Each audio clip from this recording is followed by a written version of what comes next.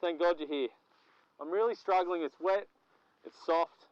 I'm really struggling. Can you sort of explain to me on how I can make a better connection, because I'm just quite a divot, isn't it? Well. Yeah. It's And soft.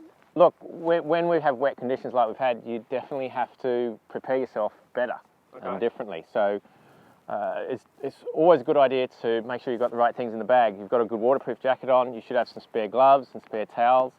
Your shoes, you've got to make sure that your shoes have got good spikes on them, because it's very slippery as well. But as for technique, what we see here is that you've taken a really big divot. Yeah. Now, that's okay for the tour players. They're practicing a lot and they're going to hit the ball first pretty much every time. But for those guys that don't practice a great deal, we've got to make sure that we're shallower, so we've got some margin of error. Okay. So let me borrow the club for a moment. So what we see, the mistake with a lot of golfers, is they get a little bit too steep and they hit down on it too much in an effort to try to hit the ball first, but they're actually making it harder for themselves. If they're just even a quarter inch out, it means it's going to have a heavy shot, a fat shot. What I just did. So what we want to try to do is sweep the grass and skim it. We definitely need to hit some grass, but we've got to make sure that that divot is shallow, more like bacon strip rather than pork chop. Okay. So if you have that feeling of just you obviously want to hit the grass because you want to hit the bottom of the golf ball, but we don't want to get so steep on it. Let's just make sure, and if you're on a bit of an uphill here, you've got to make sure that your shoulders are a little bit tilted as well. If you get shoulder tilted this way, you get too steep on it, and that divot can be really big. All right. It's okay if the ball's first, but quite often a lot of players just aren't going to hit the ball first. Even if they're just a little bit behind, it's going to be heavy. Okay, let's have a go. So shoulders a little tilted with the slope. Yep, and just sweep it along. That's much better.